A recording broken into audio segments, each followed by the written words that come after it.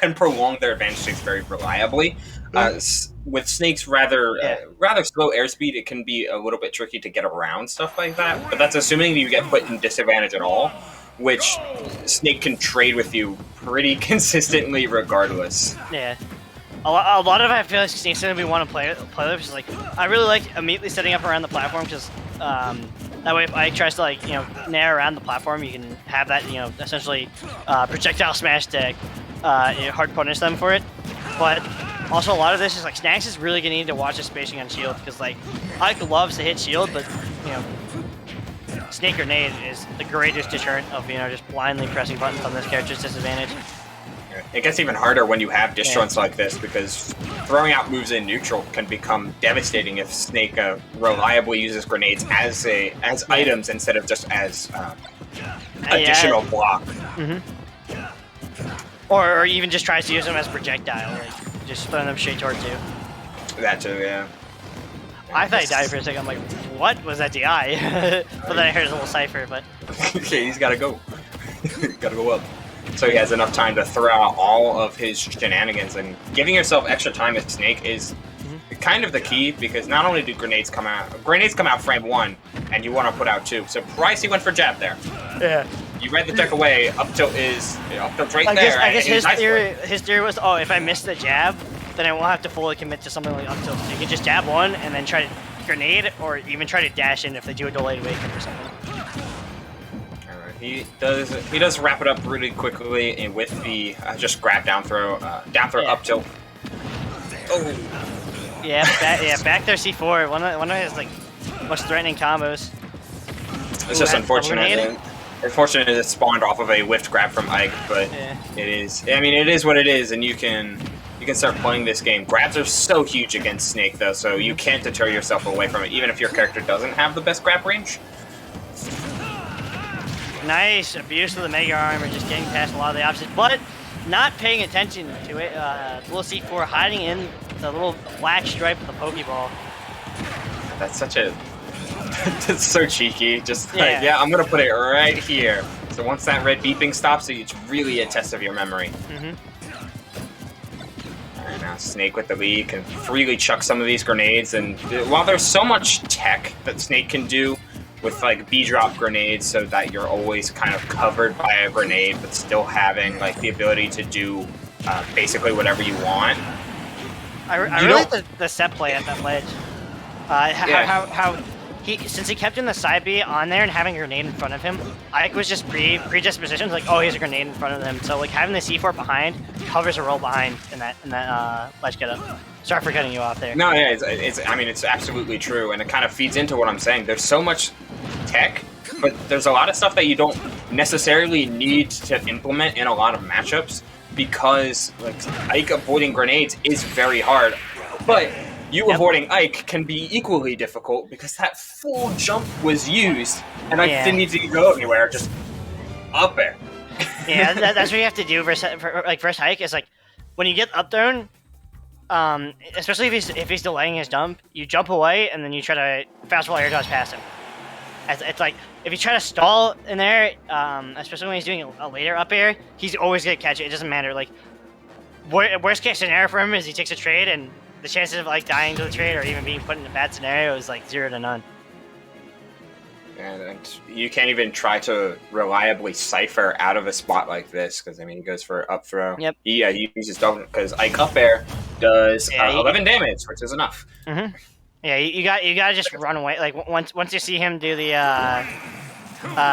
like the up throw, you've already burned your double jump. You fade away from him and try to hope that you can space around his forward air because that's gonna be the second thing coming for you if you run away from the up air. Now I'm doubting myself. Is that enough? Is that enough to break Cypher, I mean? I think so. I think 11 might be because like I know like certain amounts of I know like weak peaks you down or doesn't break it, but strong peaks you down or does.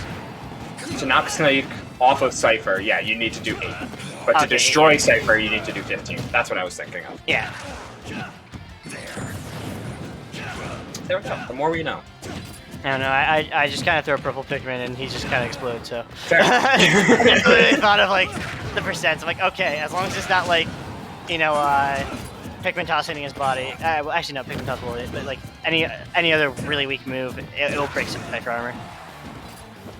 And Ike's got a plethora of strong aerials. Like that Ether, still cross stage won't do it, but if you just full sprint, you can still get there before Snake grabs the edge. Yeah, and that, oh, okay, that up tilt just kind of exploded him. I guess because he was jumping, he didn't have enough time to, not only was he close to the blast zone, he didn't have enough time to fully switch to correct the eye, so he slightly missed the it.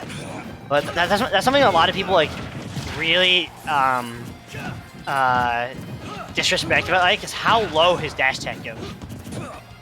Like the ending swing goes like way below him, so like it can catch certain characters trying to tether. Wow, nice double nair onto the platform. That is huge. Yeah, you just like it's combos like that just like immediately close out things for Snake. Like, Snake thrives on his ability to survive and trade for so long, but if you just give yourself a lead or just commit to somebody grabs you, force Snakes to go for things like that, which just write desperation all over him. Yeah, I feel like the biggest thing is like they're trying to fight Ike a little bit too much. Like I flinched. It's good to have it's good to have confidence in like your up close game, but I feel like especially like any character should, but especially zoners, is like just you kind of just gotta play like hot potato, just run away from the Ike the entire game, because like if he whiffs, you can really punish him really hard. But yeah, that's the thing is like the two major things about fighting Ike is don't panic and disadvantage, play safe, and like worst case scenarios you take a grab, and fight him as least as possible, and only try to like really hit him when you know he's gonna do a rising short hop to like fall off an aerial. Yeah, it really looked like that Alex was just kind of uncomfortable once Snackz showed off his ability to do things like that. Like, you got nair up aired. Like, there's not really much. It's a combo. Like, you can't really do anything about that. You just gotta have to hold it. But these dash attacks catching Alex in initial dash, these moments of like pure offensive aggression, like where he would run off stage and try to just cover as much area as possible. Try to, like, even with these double jump fairs, these double jump up airs, like there was so many spots where Alex really didn't feel like it didn't look like at least he could get out of the spot reliably, and Snackz took complete advantage of that, especially once he had that full stop lead. Like trading suddenly became in his favor instead of in Alex's, which is kind of the exact spot that a Snake player doesn't want to be in. Yike. Yeah. So we are getting on stream right now. Who's coming up? It should be winner semis. Rivers, and I believe this is Mondo, but unban me from chat Hbox. Which is, it's a good tag. That's, there was a Minmin a couple weeks. I don't think it was last week, but it was 2 weeks ago. I think that put Rivers into losers again in pools. So it's a rough spot. It's a rough matchup at the very least if you're gonna decide to go either character, because Minmin just doesn't need to interact reliably with Chrom, and doesn't need to deal with Banana in many instances against Diddy. So we may still see the Chrom because of Chrom's better advantage and stronger combos tree, and more having true disjoints. Disjoints, being faster in the air overall lets him get in more reliably. Like, you can pressure Minmin's shield not a lot safer, but still rather safely with grounded moves. Like, Minmin's not going to be able to up smash you out of shield if you land something like Chrom down tilt. Like, it's just a lot more. You don't have to play a slower game to go by it. You can instead ramp up the tempo and see how they react.